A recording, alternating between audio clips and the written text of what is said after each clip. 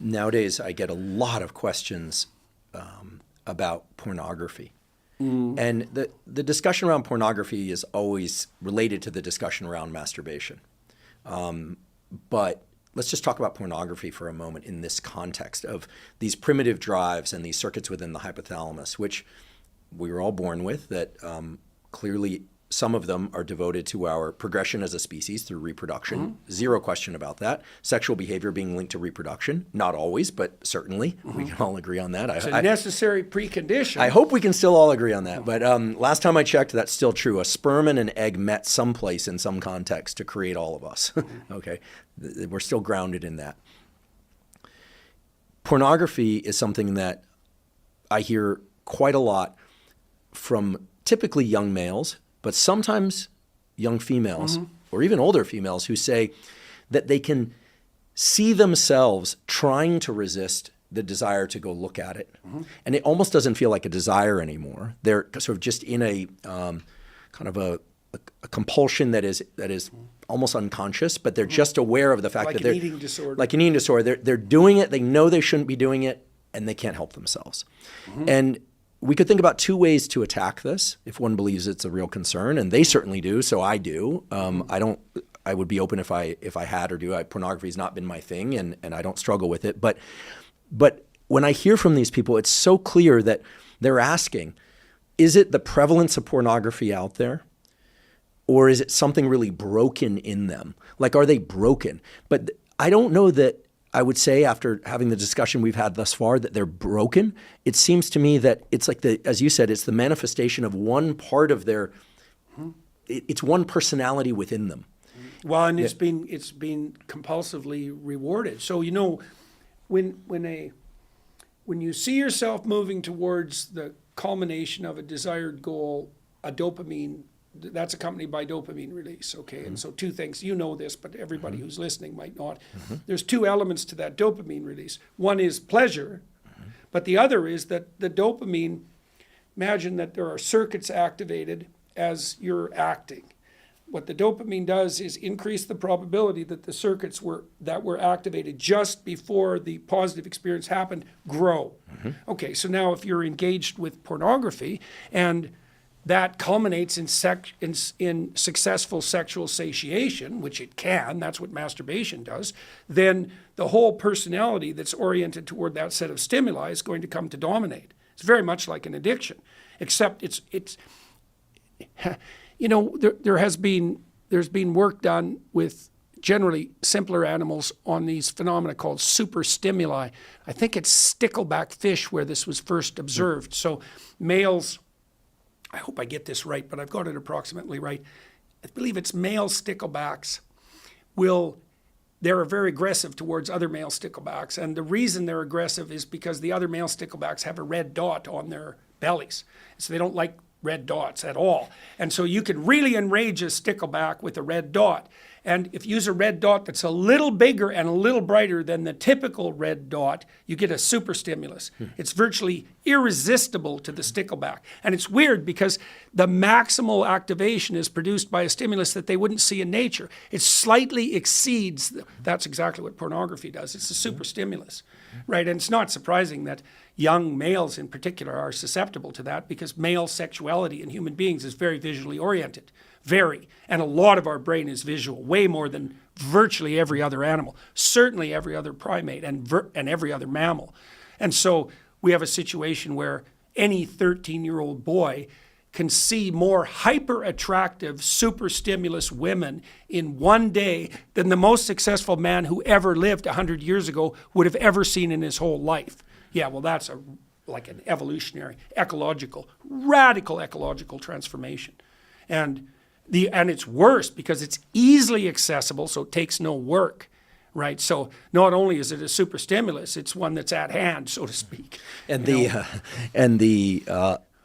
analog in the food world would be sugar. Highly palatable, highly processed food. Yeah, sugar-fat combination. You go into the other day I went into a gas station to use the restroom because I was traveling home for Thanksgiving, and I looked around and I thought, this isn't a convenience store. This is a pharmacy.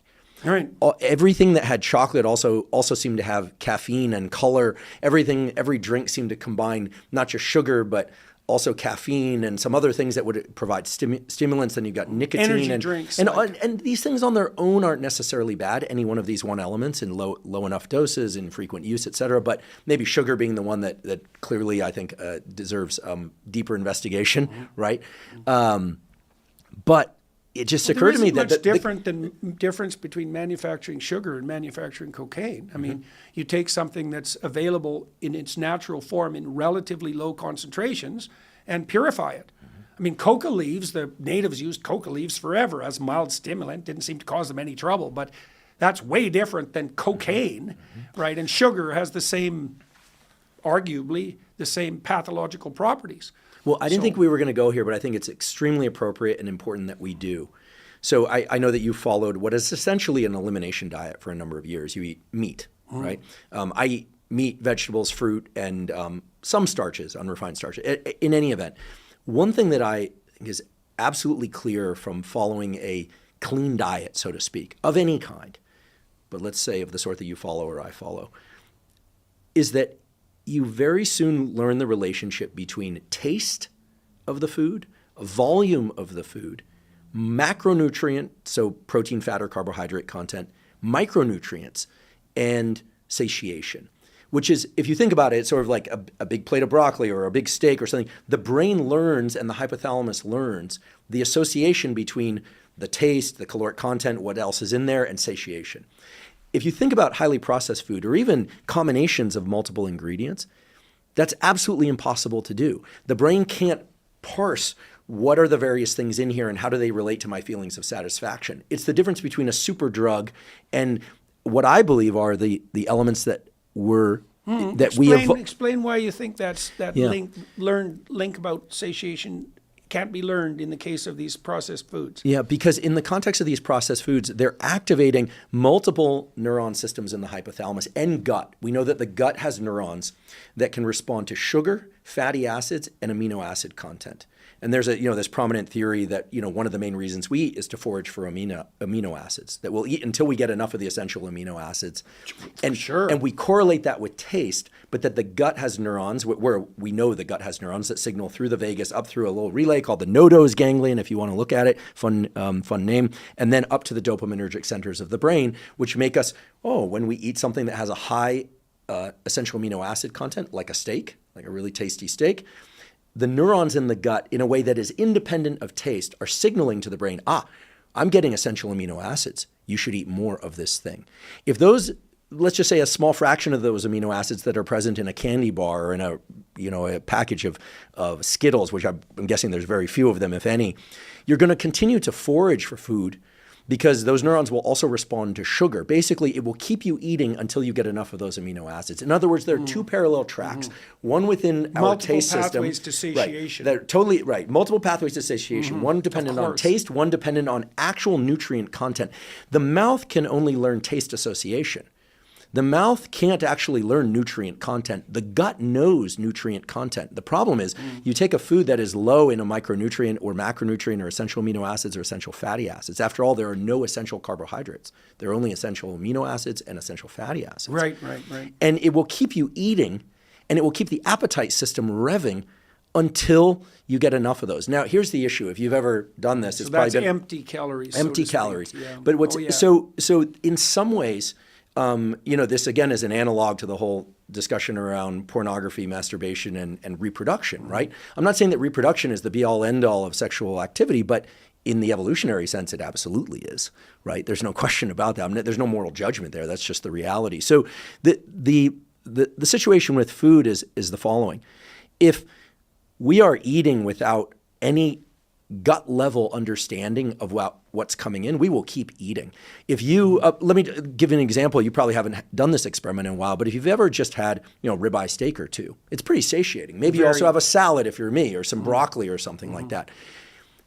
If one takes, then even after you've eaten all that, one bite of pasta, one bite of pasta, the next impulse is more. Yes. Right? Even though you already have enough essential amino acids from those steaks, your leucine, threshold, you've reached that, et cetera, all of that good stuff. Why? Because blood glucose goes up and then you desire more because blood glucose elevations are linked directly to the dopaminergic system.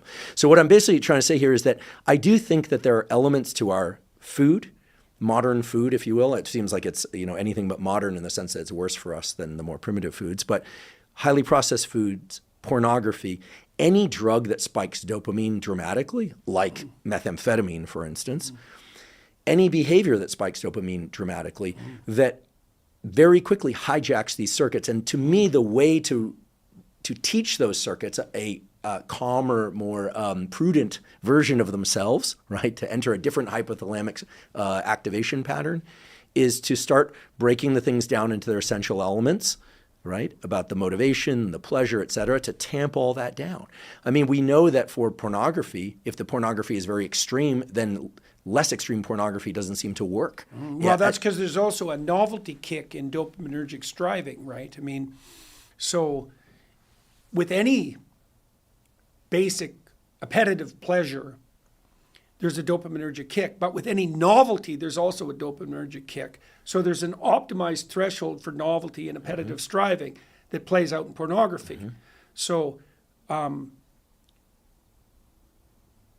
there's the direct effect of the stimulus as such, but there's variation in the stimulus that's also novel. And so it's a common pattern for pornographic usage to become more, what would you say, fetishistic. That's one way of thinking about it as it progresses, because that keeps the novelty alive.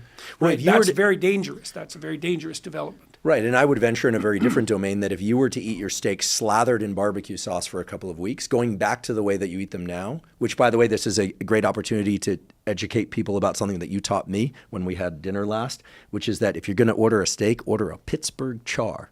The char on the outside is incredibly tasty. We love that, the umami taste. We should have a devoted taste receptor to that. It's complex. Yeah. So, and if they don't know what a Pittsburgh char is, then maybe you're in the wrong restaurant or you need to educate them. But incredibly satiating, delicious, right? But if you were to slather those steaks in a bunch of things, I would suspect that after a while, your plain steaks wouldn't taste as good. Oh, certainly. But the way to make them taste good again would be to eat them plain for a period of time in which the stuff, all the condiments, et cetera, would start to become aversive. I do believe that when we return to the sort of most naturally satisfying mode of engaging with these circuits, here we're talking about food and sex in parallel, that they become especially satiating.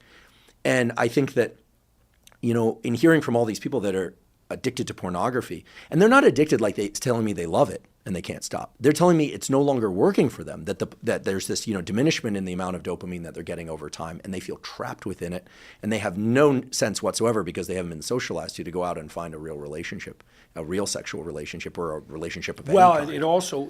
It's also there is some evidence suggesting too that if you've been socialized into pornography, sexuality, it's actually quite difficult to establish a sexual relationship with an actual partner. Now, I would say to some degree that's always been difficult because it's a complex form of behavior. But the introduction of pornography, well, it sets up a whole landscape of expectation, for example, that's not necessarily going to play out that well in the real world, let's say. So, and there's also a learning of those biological systems in the brain to evoke arousal by observing sex as opposed to participating. Yes, right. Completely different. So some of these... that's voyeur, right? You're basically learning to be a voyeur. Right. And so you think about young brains that are highly plastic, learning that. So the returning... Yeah, we have no idea what to make of that, because especially for young men, because when they hit puberty, sexuality becomes a very insistent force. And we have no idea what effect pornography has on the development of male sexuality. None.